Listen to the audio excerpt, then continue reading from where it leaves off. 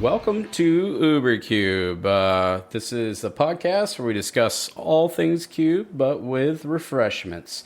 This is your host, Anthony Adams, and I'm joined by my partner. Still just Stu. We're going to work on that. Eventually, you will keep saying that. Every episode you say that. Still not happening. This is going to be our episode number 5, where we're going to discuss supporting Stax and Taxes in Cube. But before we get going on the topic at hand, we're going to do the thing that we always do, is highlight the beverage of choice. And today, what are you having, Stu? I've got me a Highland Brewery out of Asheville here in North Carolina, and it is the Highland Brewery Peachful, inspired by the South's favorite fruit. And nice. I'm going to crack this. Go ahead and crack that right sucker now. open. All right. I am going to have the Highland Brewery, also out of Asheville, North Carolina, the Gaelic Ale. It's the Asheville's first beer. And which is interesting about Asheville, North Carolina, it's the highest concentration in the United States of breweries. That's right. Breweries in America. That's right. Words. So I'm going to crack this bad boy open, see what's going on. All right, crack it and let's get cracking. What are we talking about today? We're talking about Stax and supporting a delicious divisive archetype, maybe? Oppressive? Question mark? Oppressive? Sadness on the stack? Yeah. Yeah. My fun, not your fun? And my favorite. So we started out in episode number 1. What kind of person you are, Anthony. Yeah, man. It's the kind of person you are. In Swords of the Fallen Favor, episode number 1, I alluded to the fact that I am secretly a Stax player, that I smile on the outside, but I'm a redhead guy. We're angry on the inside, us gingers. That's right. So in this one, we're going to talk about my favorite idea of fun, and that's going to be Stax. And interestingly enough, with Stax is we're going to say taxes, and we'll get to why we're adding that component here shortly. Sure. So I'm going to let Stu cover the goals of the package. Actually, we're going to do the core strategy and then the goals of the package. Okay. I mean, the core strategy is basically resource denial, create some kind of either normally an ongoing effect that just locks your opponent out of being able to do anything, either, get rid of lands or, you have to sack stuff. Just complete resource denial. I think resource denial just sums it up so nicely. With the appearance of it being symmetrical.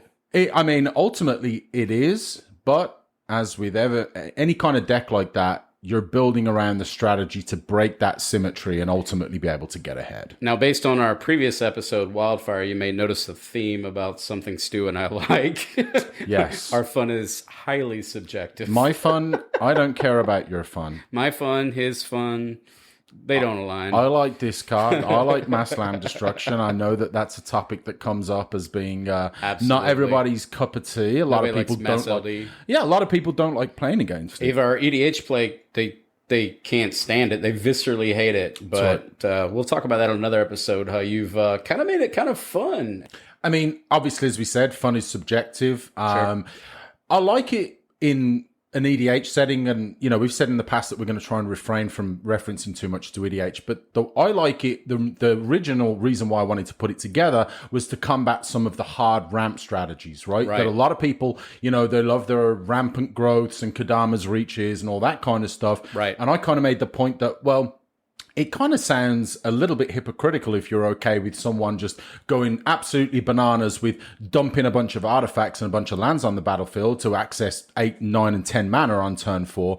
But I'm going to punish you for that. And if you don't figure that out while you're playing against that deck, or the next time you play against that deck, then you're going to be in trouble. Which correlates to our Lands Matters episode. Absolutely. All these episodes were kind of aligning with one another because Stu and I's play personalities are probably he's my spirit animal. So I'm going to talk about the goals of the Stax package. Now, again, I tethered taxes to this idea, and we'll make that make more sense as we move along. But it's going to be a symmetrical effect, but it attempts to break parity by out-resourcing your opponent very similar to the Wildfired episode we did before. Typically, it's going to be mono black, but Stu and I did some pre-game discussion. Orzhov's going to bring in the tax component that I'm going to add to this, and that's going to be for density concerns. And then Mardu can extend to it, and you can also go into Esper. There's a lot of branches you can do, a lot of splashing, but we're going to kind of keep this. I think that's kind of the strength of it, that, the core of the deck, fine. You're going to, if you've got a, smokestack or a braids or something, then obviously, braids, you're going to be committed to black. It's double pip, right? But you've got a bit of creativity there, I think. You do. Sure. You can expand from it. Again, it's going to be opponent resource depletion. You're going to be placing your opponent in top deck mode. And by that, I mean, we're going to be stripping their hands. We're going to be taking those cards out. We're going to make it so that they're purely playing luck at that point. Maybe you got no lands and you're top decking for a land. Even if you've got 6 cards in your hand, top decking doesn't obviously mean that you've got no cards. We're turning on the luck component pretty hard for them is the idea. Placing your opponent basically on their back foot by doing efficient removal spells, disruption. We're going to be doing resources are going to be extremely low on both sides. No one's going to have anything. Right. So you're going to sandbag for this idea so that you can be the front attack here. Yep. And you're not on the back foot, but it has the appearance that you're both taking losses. Exactly. Again, the corollary is going to be Wildfire and all these different sundering and tightening effects and stuff like that. It looks the same, but it's not. You're prepared for the idea. Exactly. You're building the deck to plan for that, right? I'm building to, I'm going to lose stuff with that symmetrical effect, but I have ways again to break that. Right. And so the ultimate goal of the package is winning by outvaluing your opponent. It's an attrition strategy, and you're going to stay ahead by depletion. So I'm going to let Stu cover the key pieces, generically speaking.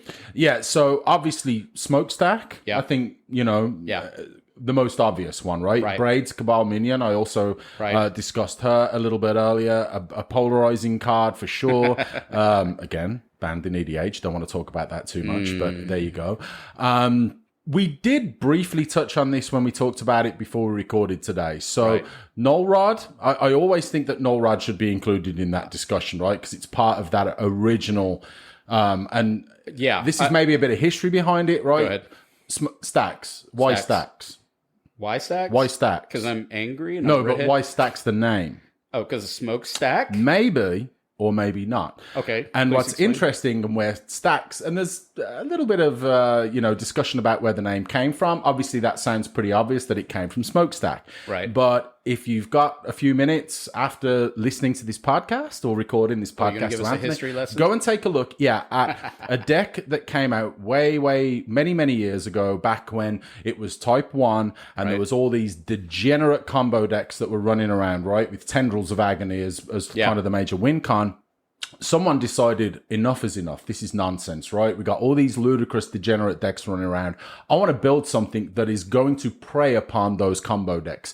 And what was created was a deck called the $4,000 Solution, named as so because it cost about $4,000 back then to build. It contained all the Power 9 and was built to be a deck that did exactly all the stuff that we talked about. Resource denial, disruption. It did contain Smokestack as well as Null Rod, which is why I mentioned it. Right. So, tap effects, moving on. Anything that either has a persistent effect so that your opponent's permanents, non-basic lands, creatures, whatever, enter the battlefield, they can't use it that turn. Rishadan Port, Thalia, Little Thalia. And then, again, the taxing effects, I think, are the ones that we talked about. The splash for the Orzhov is coming into play, because a lot of the taxation cards are going to be on the white side of the fence. Exactly. Yeah.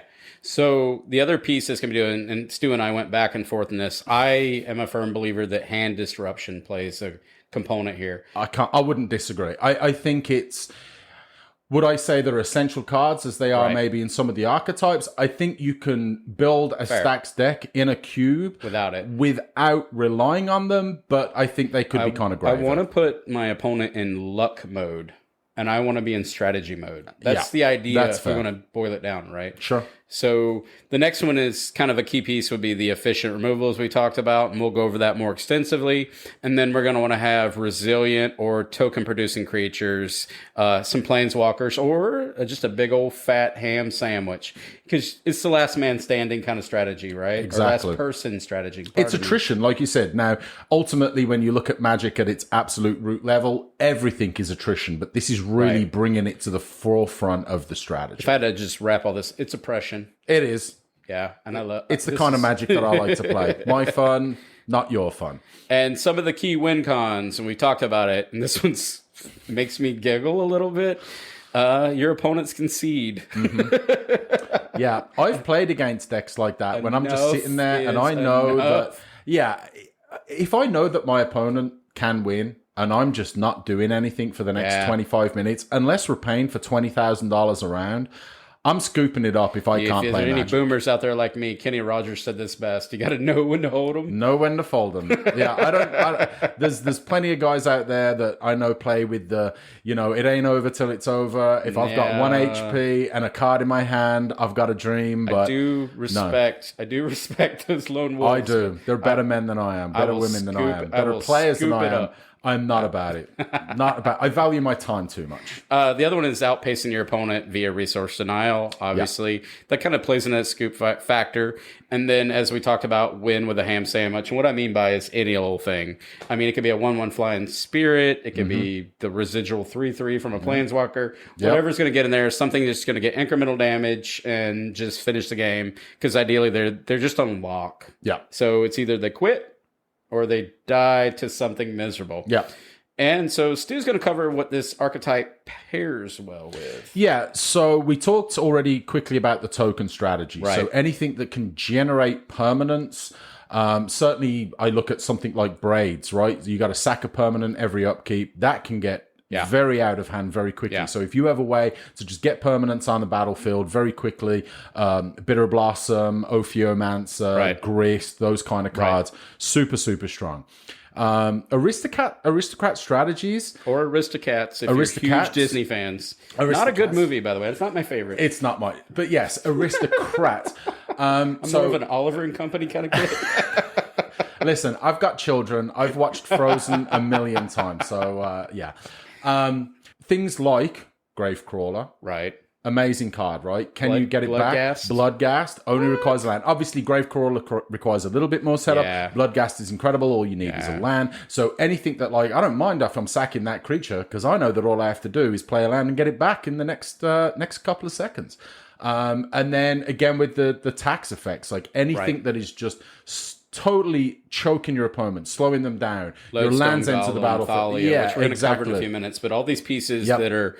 So we have... In theory, when we're doing this, we're not only putting them in, we're going to call it luck mode, but we're taking down all their mana, ours too, but we want to have creatures that makes it so that they can't come out and break parity. Yep. So the oppression comes online a little bit. So we're going to move on to the weaknesses of the package. Opponents that have token strategies. Yeah. You're relying... I don't want to say you must be ahead on turn 1 or turn 2. Right. Inevitably, a deck like this is going to need a little bit of setup, right? And if your opponent has a good opener, turn 1, turn 2, and they've got board presence, it can start to get pretty complicated. A Selesnya ramp strategy with tokens would actually probably... It's got two fronts that are bad. One, they have access to the key pieces of removal to break your strategy, the naturalize effects, disenchants, but they're also making the tokens that are going to basically overwhelm your army when you're just trying to, I don't know, make 1 or 2. You're kind of okay with the lingering souls, whereas they just keep making these new creatures that have the melee on them or training or whatever. Yeah. It can get out of control pretty quick. It can. And I will say we sort of put resource depletion as one of the later things, but I think it leads into that, right? Yeah. Because it might be great that you're trying to tax your opponent and get them sort of in that struggle mode early on. But if they start out, if they've got a good hand, and I suppose you can say, yeah, this maybe applies to any deck, but if they start out with land, Moxen, Lotus, a couple of creatures, Planeswalker, whatever the case may be, that can start making things another weakness, and I listed this one, was aggro, lots of critters. Now, it's either they have a lot of critters and they're overwhelming you with creatures turning sideways, or they don't care because they're turning sideways. Like, this can be more impactful for someone who's overly invested in a creature. They've invested 5 mana only to have an edict effect or something that has just decimated their idea. Whereas aggro players are just going to keep turning sideways. Agreed. So you got to outpace them, and they run really lean on their mana production anyways. I mean, so that's where the wastelands, and we're going to go into all these different pieces come online. Another one, and this is more of here at Ubercube, we've talked about before, we don't just emphasize vintage cube. I'm going powered, unpowered, etc., custom. In this case, I'm going to say opposing aristocrat strategies. It's bad if they've got a blood artist on their side of the fence and you're got a sack effect online of something that's causing that kind of idea. Yeah, if they get to, sack a Bitter Blossom token or a Bloodghast every turn and they're dealing you damage and swinging with that, with another creature that they have, then you're in trouble. It can basically turn off what you're trying to do and turn it back on you. Exactly. The other kind of weakness of this package is, this is the case with any cube in theory. It's going to be the density in a singleton environment. In this case, I run a 540 vintage, so I run a strong stacks package in there, but I do actually run a very light one in my La Femme Fatale cube, and then I kind of got some strange stack stuff going on in other cubes, but I'd call that more of a sacrifice. So the density comes online, so that's why in a powered vintage cube, in my case, I go into the Orzhov because I have to incorporate the tax components in order to feel like it's an achievable archetype. I know that's a bit of a reach and that you could standalone be mono black, but I want it when a player's sorting through and they're seeing cards, they have options. The next one is, when we talked about this before, the package is named Smokestack. Why? So again, I think it's an interesting part of the history of Magic is how the $4,000 solution came about. Those long dot decks back from the old Type 1, back again when just degenerate combo decks were just running the field. And someone was like, you know what? This is nonsense. I'm tired of losing like this. I want an anti-strategy against that. They built like an answers dot deck for something that was breaking the format. They built the deck Interesting. To combat those combo decks, and this is why we have stacks. Yeah, so Smokestacks, Urza Saga is what we've got down here.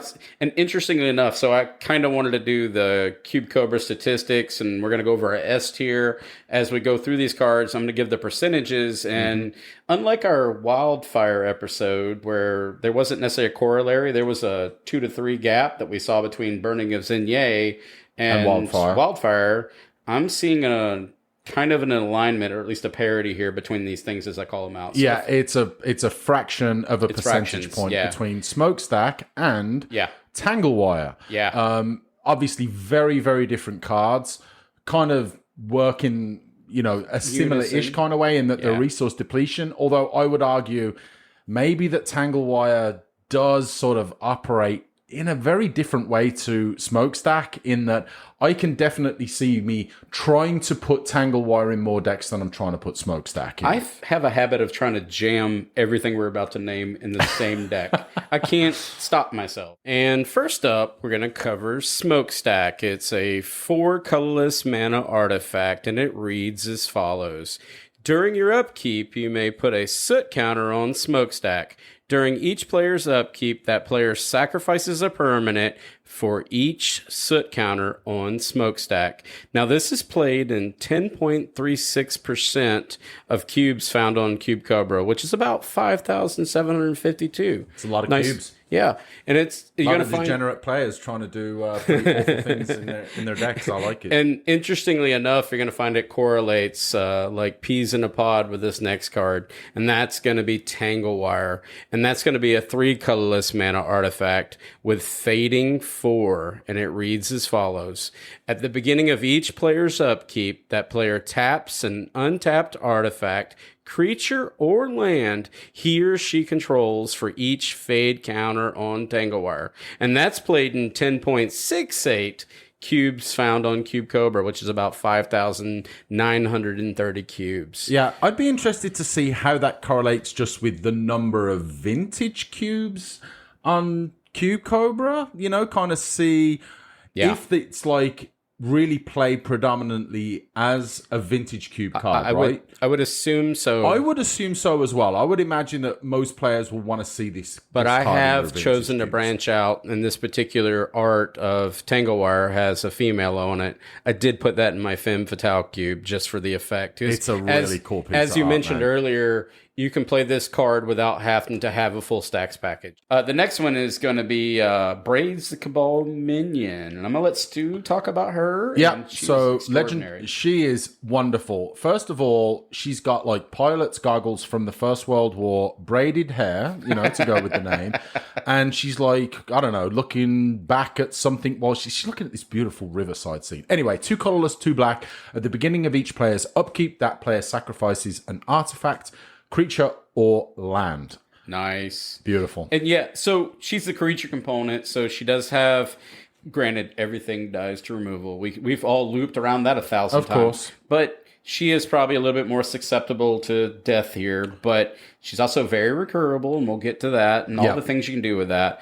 But the flavor text. Home is where you can find a decent graveyard, and strangers can disappear without awkward questions. I like that. That is uncomfortable. That is. Someone decided to make this card as creepy as possible. and they succeeded. Yeah. And she's got like these weird steampunk glasses on for no reason. I'm telling you, they're all like pilot's glasses. I don't want to walk up on that. So the next key piece we're going to talk about is Winter Orb. This is a 2 colorless mana artifact, and essentially each player can only untap 1 land per turn. Absolutely. Sweet angry bears from the Coca-Cola commercial locking you down.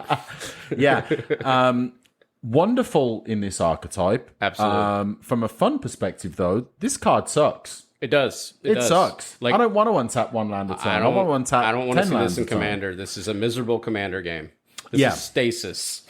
Yeah, it's stasis with cool art and not like the weird stuff, whatever, the craziness that's on stasis. It fits so wonderfully in what you're trying to do here. You're doing resource denial, locking them out of the game. Yep. Yeah, and it's punishing you as well. But you're going to manipulate the board with just the ability to untap. You're ready for what's about to happen, whereas your opponent is not. Yeah, ideally, your board state is one of 2 things, right? You've either got enough pressure on the battlefield in the form of creatures or whatever else where you're getting your opponent's life total down every turn. Yeah. Or you have additional ways, redundant ways to make mana in the form of, Soul Ring, Mana Crypt. So the next one we're going to kind of go over is we're going to kind of break down the creatures that support the stacks element. And then I'm saying for this episode, stacks and taxes. And allow me to explain why I'm saying that. Sure.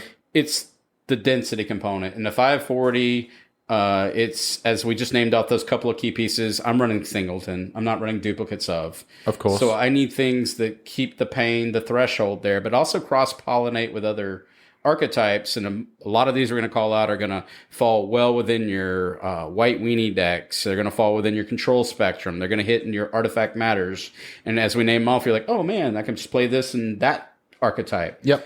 But they also synergize exceptionally well with this one. And the first we're going to do can be stacks and or we're going to call it black aggro. I mean, you can get some stuff done. This card is awesome. I'm going to let Stu do this one. Yeah, this is Rankle, Master of Pranks, 2 colorless, 2 black, flying haste. When it deals combat damage to a player, choose any number. Each player discards a card, loses a life and draws a card, and sacrifices a creature. Yeah. So this card, it kind of does it all, doesn't it? It does everything you want to do here. So I would say that the 2 and 3 synergize more than what we're doing. But if you need a card, you need a card, right? But the first one's going to be the hand stripping. We want to keep them, and we're going to coin it luck mode. Yeah. The top deck, they're hoping they get that card, Heart of the Cards. Yes. That's what they're going for. We want them to be there, and we're not there. Exactly. The other one's going to be the Edict effect, so that you're okay with sacking your Bitter Blossom token. Lingering Souls or, whatever you got. Any of the above, which we'll go over all those. The next card is going to be Thalia, Garden of Thraben. And I don't know if I have to read her, but everybody knows all she's doing. Card. She's just a solid card, first strike, non-creature spells cost no more than 1 to cast. So it just keeps them off of their mana, their ability to get a rock out, to get ahead of you without paying additional cost. Exactly. That's the idea. That's the taxes portion. She's strong. It doesn't matter if you're playing against a Stax deck or not, or with a Stax deck or not. Thalia is just bonkers. It's a crazy, crazy good card. Yeah. So, I mean, that kind of speaks to it that it's good outside of this strategy. Yeah, so white weenie, yes. But she also just pairs well with this. I could put it in here, and this shell will just accept it because it's just doing the thing you wish to do. The next one is going to be the grown-up Thalia. She's now battle-hardened. She's... I don't know. Life isn't looking so good there in Innistrad. Fighting some Emrakuls up in here. But it's going to be Thalia, Heretic Cathar. And I'm going to let Stu read that one too, because that may be a little less known, perhaps. Maybe, but I don't know. I think it's iconic as well. I wouldn't have thought. I think this card is bonkers as well. I think it's a well-known 3 mana, 2 colorless, 1 white, first strike, 3/2. Creatures and non-basic lands your opponents control enter the battlefield untapped. Obviously, in a strategy like this where you're trying for that resource denial, I'm just trying to make life very difficult for you. And even just trying to get a creature out, even just trying to get a land out, like if we've already done what we mentioned earlier, where we've been stripping hands and, you're trying to maybe get a land onto the battlefield to, get the game flowing a little bit, you draw a tap land for whatever reason, or you draw a land that you would like to enter untap, like a basic or a OG dual land, or even a shock land or a fetch land. Not today. We've only named 7 cards. Have you scooped yet? Yes. Yes.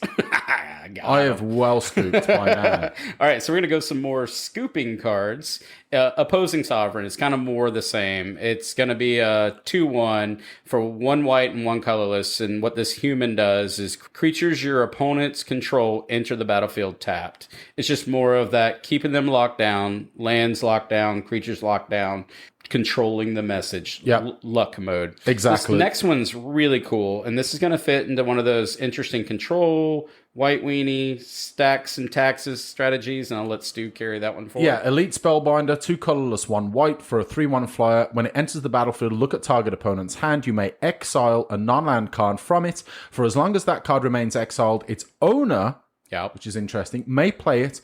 A spell cast this way costs 2 more to cast. All right, let's talk about the owner part. That gets eroded with Cube.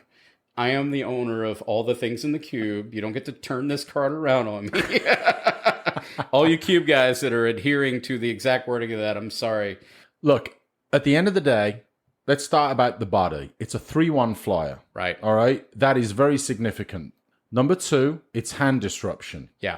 Those two qualities by themselves, that can make it very significant. It's a 3/1 flyer in white. If we had to go base stats, this is really great and just, I don't know, a budget idea. But I actually run this in my power cube. I've been impressed with it. It does work. It sets them back by a turn, and then even more so when they have really no turn because they got no land, they got no rocks. Exactly. Like, no strings on me. You could look at it at its core as more tempo than stacks, maybe, but it's still doing work. The fact, like I said, 3/1 flyer, that's huge. Phyrexian Revoker is going to be our next one on our list, and it's a 2 colorless horror artifact creature, and this guy is exceptionally known in the community. It's hard to find a cube of a powered or unpowered nature, or Revoker's a house, even thematic. It's an absolute house. It's just well known. But the reason why we put this in the package is because exactly what it does. It turns off the activated abilities of the target at which you target with. Yeah, mana rocks, planeswalkers, the whole nine. And you get to name it before it even comes out, so it gets even more uncomfortable. Just so they don't even get a chance to come off of the parity that which you're currently trying to break. Yep. Yeah. The next one's interesting, and this is not in a lot of lists, but I had considered it for a little while. I think it's really cool. I'm going to let Stu cover this one. Yeah, this is Archon of Emeria, 2 colorless, 1 white for a 2/3 flyer. Each player can't cast more than 1 spell each turn, and non-basic lands your opponent's control enter the battlefield tapped. Again, it's just doing more of the same thing, right? It's resource denial. Yeah. Not being able to play more than 1 spell a turn. that's almost a little win more for me, right? Because if you're playing an archetype like this, you're trying to slow your opponents down to be able to play no spells or one spell at best per turn, but it's a 2/3 flyer. What more could you want? Yeah, I think that actually was what turned it off for me, was the multiple spells even coming back on you. Whereas the next card that I'll cover is the Spirit of the Labyrinth, and that is 1 white and 1 colorless for a 3/1 enchantment creature spirit. And what's so neat about this one is it's just it slots into a white weenie deck, but it also just plays so well with this. Each player can't draw more than 1 card each turn. Yeah. I'm an Orzhov. I mean, sure, I could have Phyrexian Arena. I could have Knight's Whisper. I could have some draw stuff here. Yeah. But it's far and in between. And I'm not really relying on it here. No. And I will say, I have had, as you have witnessed, in a couple of your cubes, spirits, I kind of got left unchecked. A couple of drafts in a row where I got past all the spirits. I don't know if just no one had read them or if they weren't used to seeing them. But I think I went 6-1 and 8-1. Yeah, I died. Back-to-back drafts with spirits. Yeah. And but like you say, another one with a 3 power, great body, not being able to draw more than 1 card each turn. It helps. Again, how much are we really concerned about that if we've already shut off all of the resources and maybe we want to be able to draw an extra card with something? Argument. I'm just trying to keep the static kind of situation that we have going on. Sure. I think when I choose these cards and add them to the list, I just really got hung up in the misery and just kind of getting more miserable cards adding to the list. Understandable. I don't think all these would come together in the perfect symphony, but they're all miserable. Yeah, and it's not just every deck that I build has to have smokestack and has to have braids. But if there's any element of those, those stacks pieces in there, again, I know what I've done with the cards that we've talked about, with Spirit, with Thalia. You could have smokestack, you could have Tanglewire and Spirit of the Labyrinth, and you've got a shell beginning is what the example that I'm making here. Exactly. You don't have to overly commit to the bit. It's it's a very splashable, kind of goes outside. You can augment outside of into Mardu, Espers we're going to talk about, but the core element we're looking at is Mono Black or Orzhov, just because of the support that I have in my 540 powered vintage. The next one we're going to have is Lodestone Golem, and that's going to be a 4 colorless 5/3 artifact creature golem.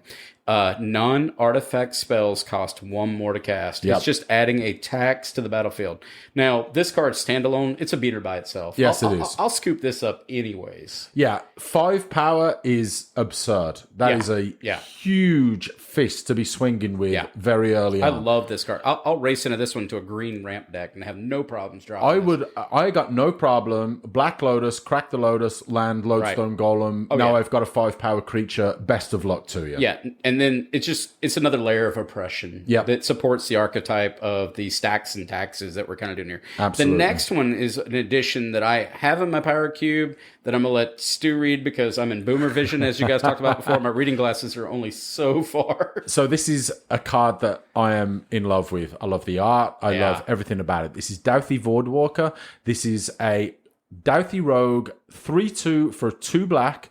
It has Shadow. If a card would be put into an opponent's graveyard from anywhere, instead exile it with a void counter on it. You may tap and sacrifice Douthie Voidwalker. Choose an exiled card an opponent owns with a void counter on it. You may play it this turn without paying its mana cost. Right, I'm going to start off. Number 1, anytime I have an effect that says I can do something without paying the mana cost, I'm about it. Right. That to me is just, it's the fun factor is fantastic. I want to do something. Number 2, the fact that it puts a void counter on it and then the card's in exile. If I sacrifice and get back a Douthie Voidwalker for whatever reason, I get those cards. We're doing all the smokestacks and edict effects that we're going to cover and removal. This is just aristocrats. It's getting spicy pretty fast. Yes, it is. And I've been thoroughly impressed with this card. The only downside would be is it's 2 pip black, right? Yeah. I mean, if you had to pick it apart, I always consider the color requirements, right? So if you're building a deck around Braid's Cabal Minion, or if that's an archetype that you're looking to put into a cube where, you know, you want that kind of Staxy ability and you're going to be able to, you know, put together a deck that is heavy black, this is going to fit real nice. Yeah. When you're doing this, if heavy black is a thing, that's where you're going to use your rocks and stuff to try to complete your package, because that's going to be a hindrance of obviously being in Orzhov and that. We don't have access to ramp without splashing, right? Exactly. Next subsection we're going to go over, and we're going to refer to this as team fodder. This is going to be our group of critters, things, and stuff that, while we do love them, and we all love them equally, we're sending them to die. We're going to send them to die. It's like the Zerg, right? You're just, you know, most of them are going to die, but you're sending them because you're going to win anyway. Our point and click, go there, soldiers, zug zug. Yeah. And so these are basically going to be cards that we're either going to have something they're going to produce like a token, or they're going to replace themselves, or they're going to have something that's a triggered ability that produces a token, for example. Yeah. And we're going to go over that. But it's very nominal resource, you know, investment on our end. And because this is a resource clock anyways, right? Yeah. The next one for our little fodder component is going to be Bitter Blossom. And it's an enchantment that's going to basically, for one life, is going to make us fair each turn. Yeah. And the idea behind that is that we have a creature and perhaps you don't. Yeah. And we just want to get over the top. And this is that ham sandwich. I'm going to beat you to death with a 1/1 flying. Or I'm getting a permanent every turn on my upkeep. Make sure to stack those triggers. Make sure that you get that Bitter Blossom token first, and then the sack trigger goes on the stack afterwards. Easy money. Yeah, so it kind of does that. The next one that plays into that same idea is going to be Ophiomancer. And Stu and I talked about this pre-gaming. I prefer Ophiomancer over Bitter Blossom in this strategy. Am I wrong in saying that? Yes, but no. Because it makes one at the beginning of each upkeep. So if you lose it, it replaces itself again. So you've always got that 1/1. I know it's not a flyer, but it's a death touch snake, right? It is. And I will tell you, I'm not quite as worried about the fact that it's got death touch. Bitter Blossom's creating them every turn. Yeah, and in a Stax deck, you are trying to race, right? A lot of those symmetrical effects, perfect. Early in the game, you're trying to, you know, manage the symmetry so that you are always coming out ahead. But that's not always easy to manage when you get towards the mid to late game. So Bitter Blossom represents a better and more consistent clock. It's a flyer. I'm all about me some flyers. Sure. Yeah, so to me, I love Ophiomancer. It's an amazing card. But if I had to choose between them, and Bitter Blossom's one cheaper. You know what? You're right. I'm going to concede. You win this one. I always do. The next one we talked about is we're not going to go over it extensively. It was in our Wildfire episode, and it is Hangerback Walker. And it's only because you don't care if you sack it. No. And then if you've done it properly, you actually have an investment in it on the X's. Yep. And you're going to make a bunch of Thopters. Yeah, get it out early, as big as possible. You know, if you want to sack it, if you need to sack it to get the tokens, perfect. And you don't mind losing these in the battle here. The next one is going to be Monastery Mentor, and that's another one that's very iconic, I believe. Needs no introduction. And, I mean, we're going to get into some spells you're going to be casting here. We're going to talk about hand disruption and all the things, but you can basically sack your monks. And it gives you not a unlimited resource, but it'll let you so that you're not sacrificing your lands and your mana rocks. You'll choose this cannon fodder over your actual true resources. Yeah, I mean, maybe depending on what you've got in your hand, right? If you've got the ability to be able to accelerate a little bit and maybe save as many of those tokens as possible. Prowess is a pretty strong ability, right? It's and suddenly those 1/1s are like 3/3s or maybe even 4/4s. All of a sudden, your alpha swinging very, very quickly. Yeah, this card's bonkers. I mean, I don't have a reason why I couldn't run this. The next one's actually pretty cute. Well, maybe a bit of a non-bo with Spirit of the Labyrinth. Sure. Because you want to cast a bunch of spells. Fair enough, but get those prowess triggers rolling. Get some extra tokens. The next one is Sedgemoor Witch, and that's it's kind of a corollary to what we just did. A little different. It's not on non-creature. It's going to be on instants and sorceries. It's going to make a 1/1 black and green pest. And when it dies, you gain a life. I don't know how valuable that is in this scenario, but it creates more cannon fodder. It does. I think it's a little more fringe. This is a newer card from Strixhaven, right? Now that I'm reading it, it's not the same. It's a little more fringe. You do need to be cast, and it's specific, right? It's instants or sorceries. You do get the extra bodies, but I'm putting this pretty low on my list. I would be okay with just doing a Thoughtseize or doing a Inquisition of Kolozek and making a couple of these, and then eventually just letting this pass along. If you're mono black black, and if you've got all of the stacks effects, and then you've got tutors and single point removal, then sure, this can be very, very strong. And it's a 3/2 menace. That's not to be scoffed at. We talked about menace just being exceptionally and probably mildly underappreciated for what it does. It's so good. Yeah, it makes decisions happen on the battlefield. Yes, it does. And again, not an insignificant, swinging in for 3 every turn. And the next one I'm going to let Stu cover. And this one's amazing. Yeah, I mean, again, I don't know how much introduction this means. Lingering Souls, 2 colorless, 1 white for 2 1/1 white spirit creature tokens with flying. Yeah. And then you can flash it back for 1 black, 1 colorless. Just so much good things to say about this card. The fact that it has that flashback is obviously so nice. Yeah. But the fact that you're potentially getting four flyers for 1 card, it's really solid. You've probably noticed a theme on most of these creatures. They're under 3 mana value. Yeah. No one's going to have any mana. And you want to get as much value per card. Again, we can go back to attrition. And yes, you can argue that any game of Magic is attrition, whether it's mana, whether it's cards, whether it's your life, everything is attrition. So any card, any effect that allows you to get multiple pieces of value, I'm about it. And what's interesting is that you're probably not going to have all these cards in this deck. You only need a couple of them. You just need something that's going to outlast the opponent. Yeah. Like when you're doing that 1-for-1 sacrifice on that smokestack, I give up a Black Rogue Fairy. What do you give up, Stu? Yeah. I mean, maybe I've got a Dark Confidant out, and I don't care. Whereas you may be invested, and that's the difference. I do not want to lose my Dark Confidant. No, you do not. That's your card advantage. Yes, it is. And then the next one I'm going to put in the same vein as it's going to be Bloodghast and Skyclave Shade. We're going to kind of just group them together. We covered both of those in our Land Matters, in our Wildfire. We kind of covered those extensively. Yep. They're recurable. Yes. You don't mind sacrificing those, especially Bloodghast. I mean, it hits the trigger on the smokestack. You go, sure, I'll sacrifice Bloodghast. And then, you play that land that you chose to sandbag because you knew the pain was coming. Bloodghast is back on the field. You get the idea. Yeah, it's not free like Bloodghast is, but it's only 1 colorless, 1 black to get it back from your graveyard to the battlefield. It's pretty cheap. And again, it's a 3 power beater. Like, that's not to be underestimated. All right. The next one we have on the list is Kitchen Finks. I'm going to let Stu cover that one. Yeah, so Kitchen Finks kind of had its day in the spotlight back in the old birthing pod days of Modern, but it's obviously not under the limelight like it used to be.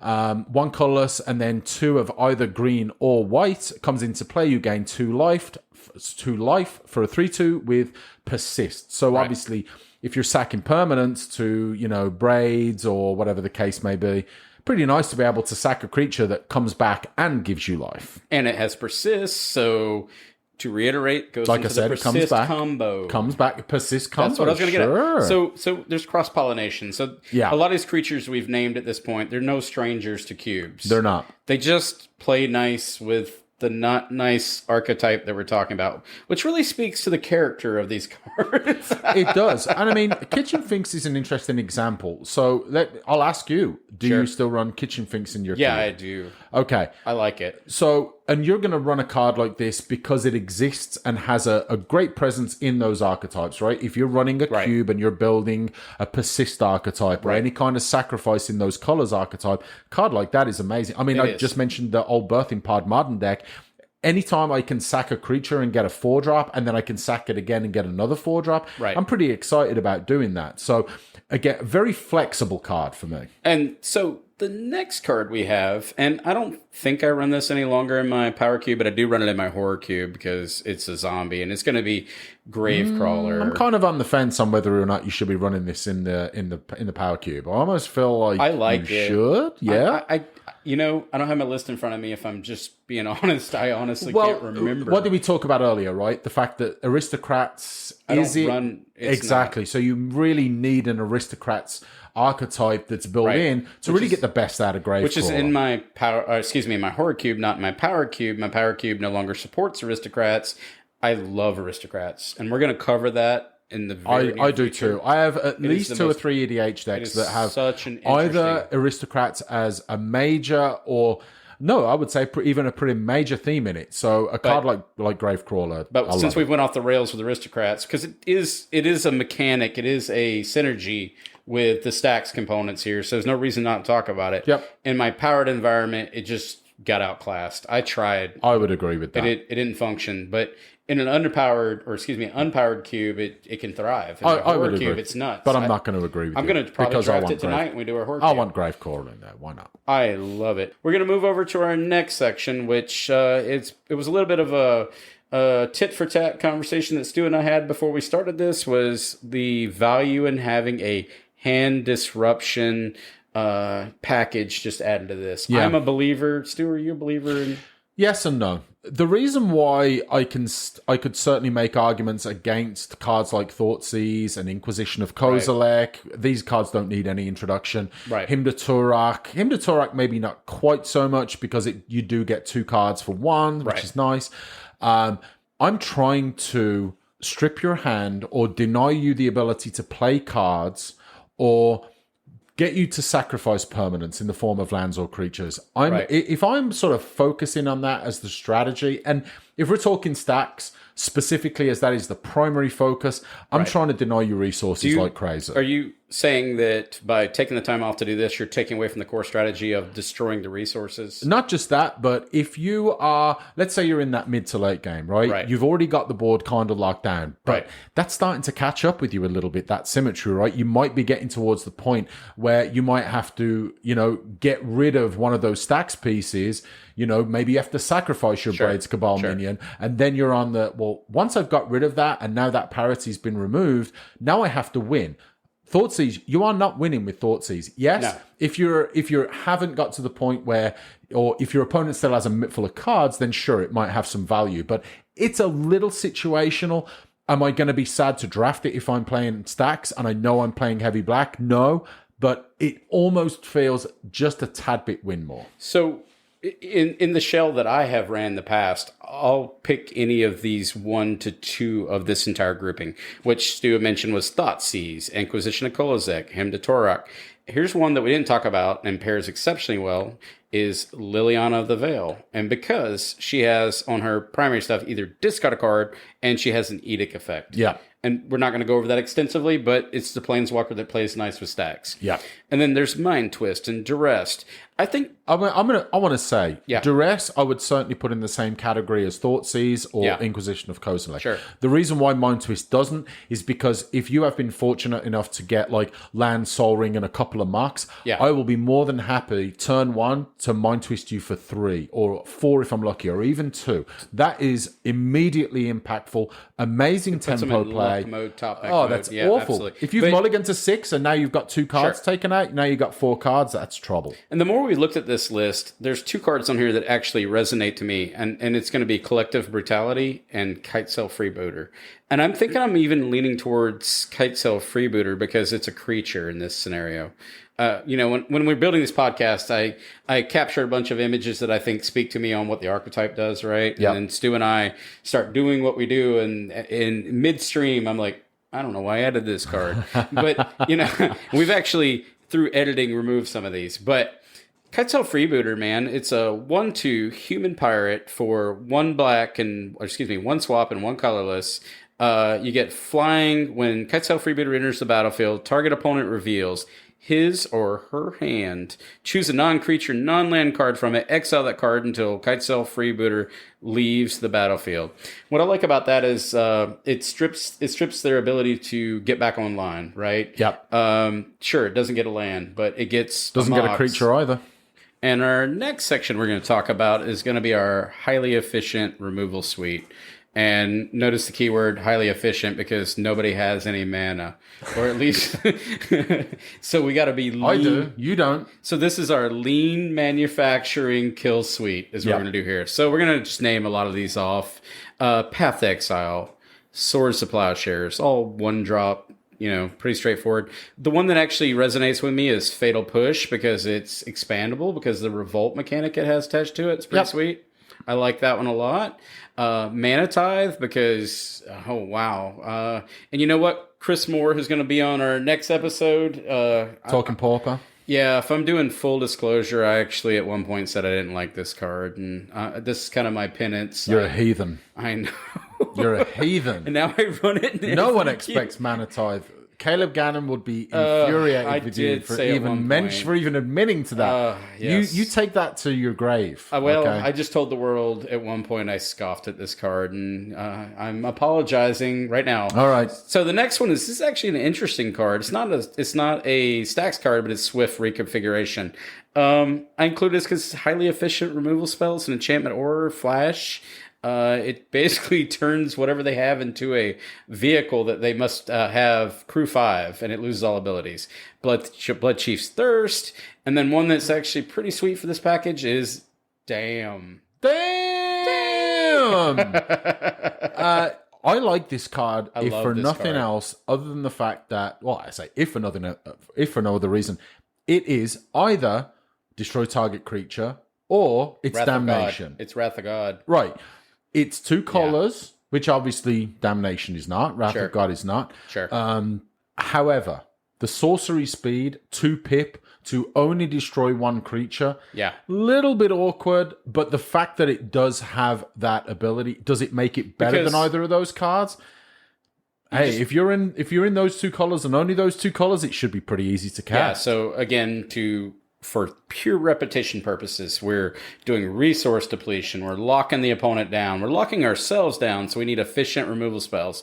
Just things to keep the board swept so that we can keep having those bitter blossoms coming out. And we got the Ophiomancer snakes or whatever's coming out of our Planeswalker. It's not. I don't think it shines as great for a mass removal. I would prefer something like Toxic Deluge, which in my opinion is the best. It is the best. Yes, it costs life, but it's only 3 mana. Plus you get to get rid of indestructible creatures.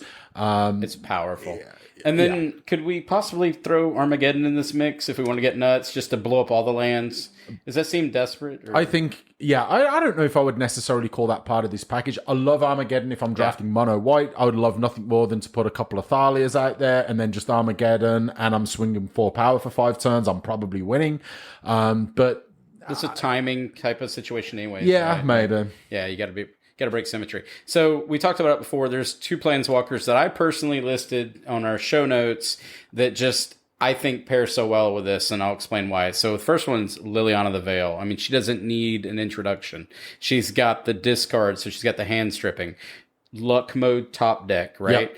And then the sacrifice creature, so she's Edict. And who cares if you sacrifice your fairy or your snake or your soldier, whatever token you have. Yep. Because the person on the field might be in a Gruul deck and they're taking losses. Yeah, and I think if you're facing a strategy where someone maybe is going all in on 1 creature as well, for example, and there's plenty of times where I'm in a position where, oh boy, they got 1 creature that I'm worried about. Hey, maybe I do have a Fatal Push in hand, and I can just bang Liliana, get the sacrifice on the board, and then I got to sack a permanent at the beginning of my next upkeep. I'm not too worried about it. Maybe I'll be prepared to sack Liliana and swing with my Ophiomancer snakes. So this next one I have listed on the, on our cut sheet here is one I try to convince Stu in the beginning of our pre-pod discussion. I think I swayed him, and I gave him an example, which I'll share in a moment, Teferi the Time Raveler. And for 1 blue, 1 white, and 1 colorless, you get a 4 loyalty Planeswalker Teferi.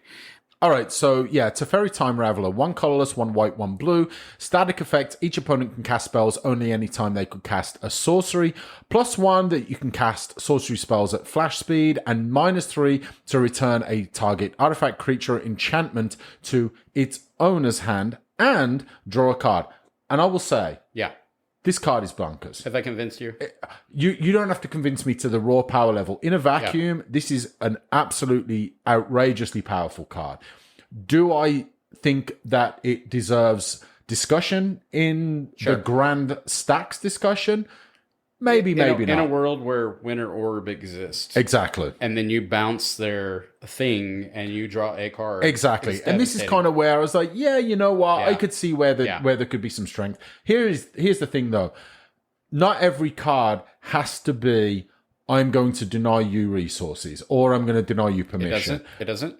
It does, but not in the same vein that like those traditional stacks pieces do, right? The fact that I can only play at sorcery speed if I'm playing against you, it might suck, but is it the end of the world? Not necessarily. But you know what it's not doing? It's not winning you the game, right? It's not depleting your opponent's life total. It's just right. It doesn't have an ultimate. It's keeping them checked while you basically just try to get ahead with them with a couple of fairies, couple of snakes, couple of soldiers, whatever it may be. Just repeatable attacks, right? And you're keeping it so they cannot establish a defense. They can't. This even gets artifacts, so you can bounce back their signet when they're trying to get back online. Yep. Hopefully, by the time we've already went through, I don't know, the 20-something cards, they scooped, I don't know, 45 minutes ago.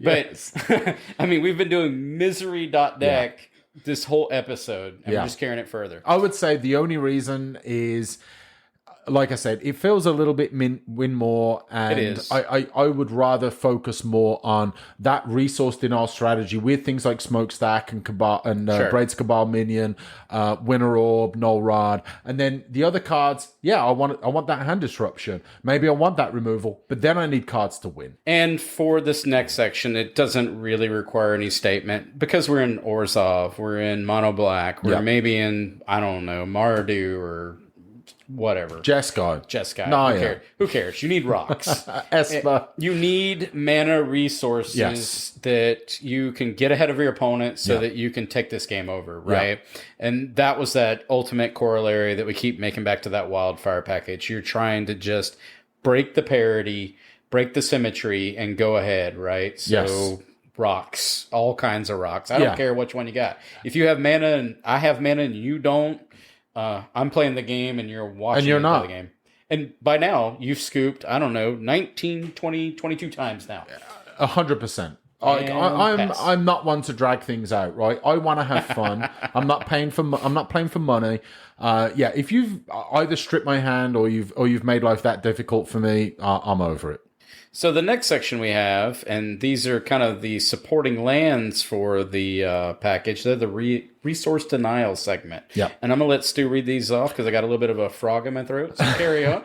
So one we already mentioned was Rishadan Port, which is has the added advantage of being able to tap for colorless mana, but it also gives you the ability to tap it with a colorless to tap target land. So obviously any way that you can deny your opponent resources, you do this in their upkeep.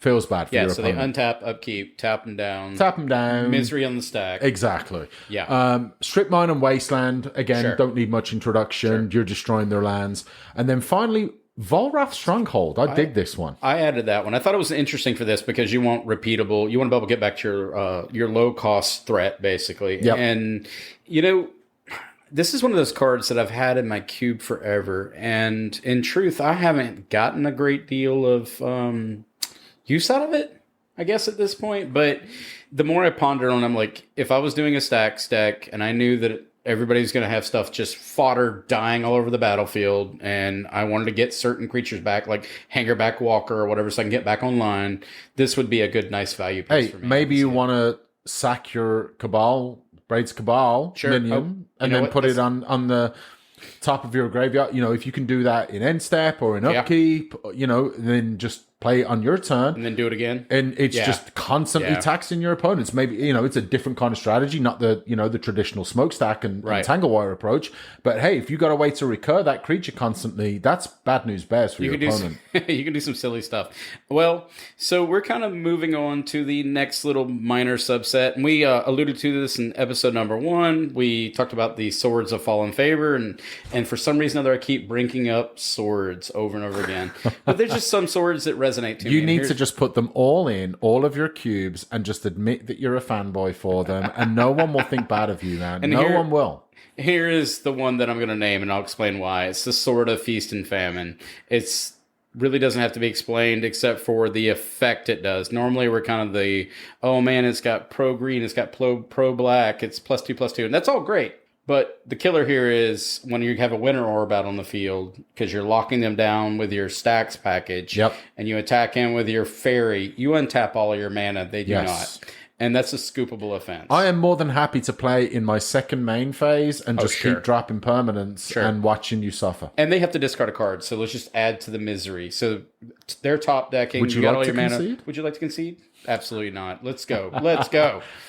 So the next one is kind of just, it's probably obvious. It's Crucible of Worlds. And do you think this is a good one for this package so that you can circulate your lands? What are your thoughts on this, dude? It's not terrible. Again, I think it's maybe more deck dependent than more archetype dependent. Yeah. I think Crucible will find a way, probably in a lot of vintage cube lists, maybe artifact cube lists, stuff like that.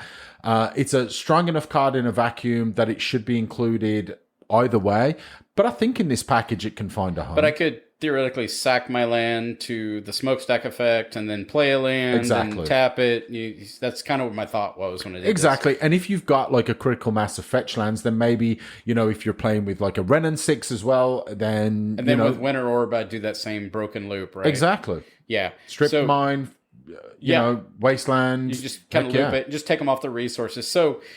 Basically, we have just ad nauseum discussed misery and all the miserable, amazing components to this. And I don't know if that speaks to your and my character as human beings, but this is an amazing archetype to play for me. I think it is. And again, I'll go back right to the beginning of the discussion where I said the reason why I put together a mass land destruction deck in EDH was really to sort of almost make a point. And yes, it is a fun deck. It is. I know you like playing against it. I do like it. Some may, some won't. But I wanted to build it in part because I wanted to demonstrate the counterpoint to not everyone can be okay with a player or two at a table, either in a 4-player game, right? It is what it is. I'll talk about EDH, right? Sure. Going crazy with Kadama's Reach and all the, the rampy spells that don't really seem to draw any hate.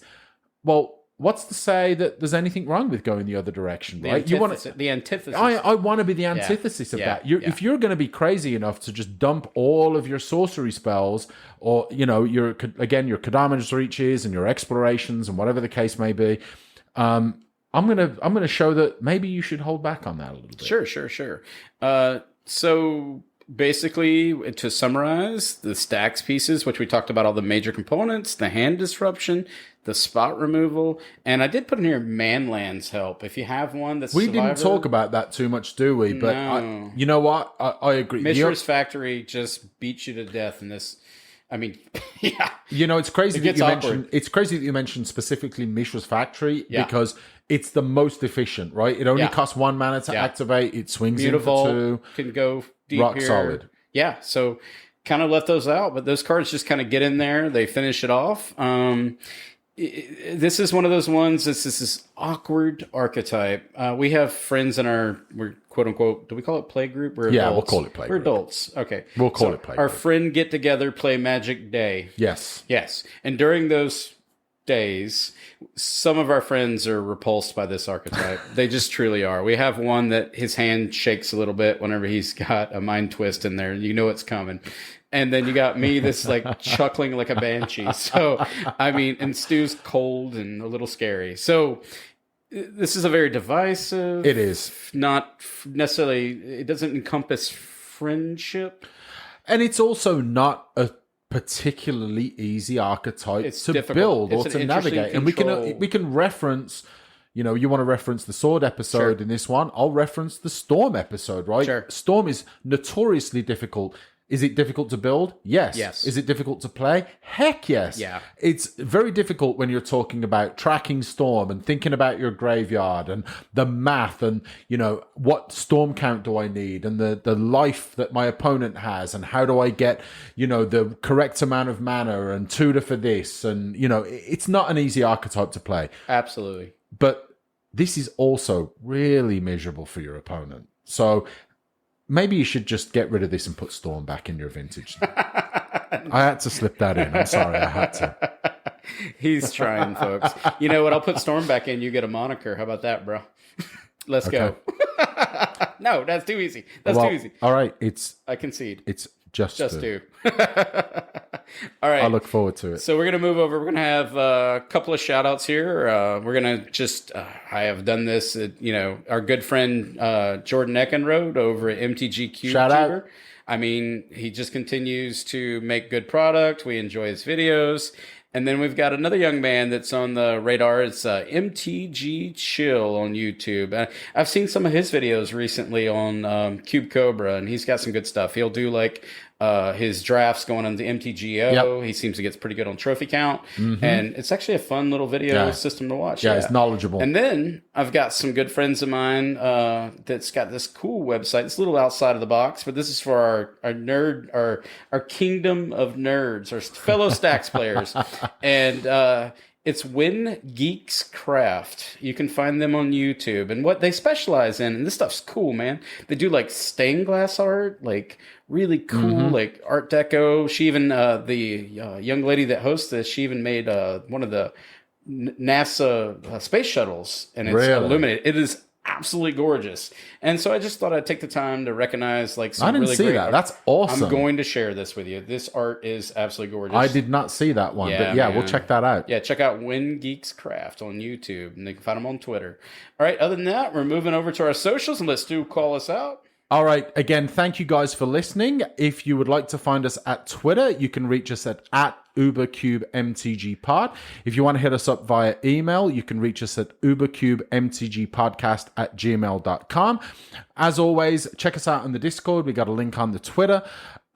Really appreciate the listening and all the amazing feedback and input we had from you guys with the previous episodes. If you like the content, then please, we would always appreciate a 5-star review.